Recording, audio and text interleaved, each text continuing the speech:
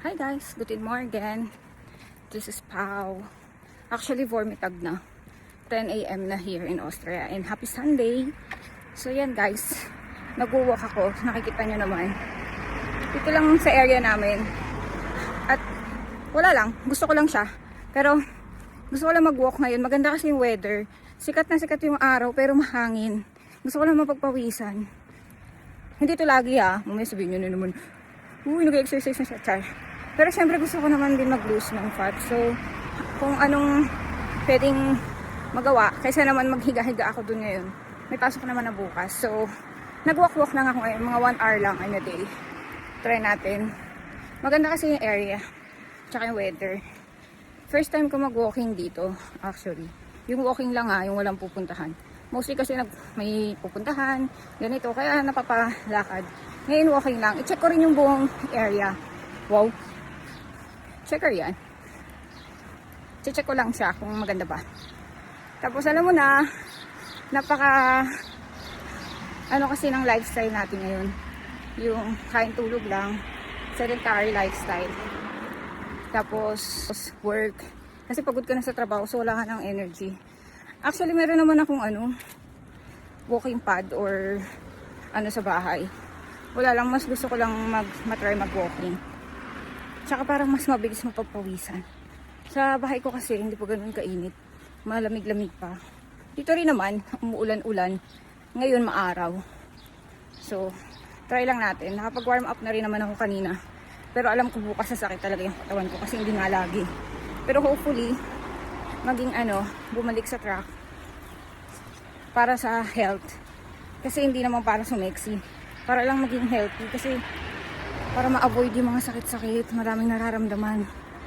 Tsaka hindi mo banat lagi yung katawan ba pagdating sa work agad, buhat ka agad mo. At least dito, nakakapag-stretching yung katawan mo, makaka-adjust yung katawan mo. So samahan niyo ako, andito lang naman ako sa area namin. Mga saglit lang to, mga 1 hour. So uwi na ako. Yan, samahan niyo lang ako. Yan dyan. Tingnan niyo lang yung area. May ice cream. Diba? Ang ganda ng panahon. Nakakapanghinayang. Hindi siya sulitin. Ito ang maganda dito sa Europe. Kasi kapag summer, mahaba yung daytime. Kaya may daylight saving time dito. Same sa US. Tapos pag winter na, mas mahaba kasi yung lamig. Kaya kahit hindi na siya winter, malamig pa din. Pero ngayon pa summer na kasi kaya umiinit na. Kitab ng noo ko, pinagpapawisan na rin ako. Eh, ang ganda-ganda ng panahon. Noong isang araw, umulan Tapos nung nakaraan din, makulimlim. Ayan Maraming nagbabike, maraming nagmumotor, maraming nagwo-walking.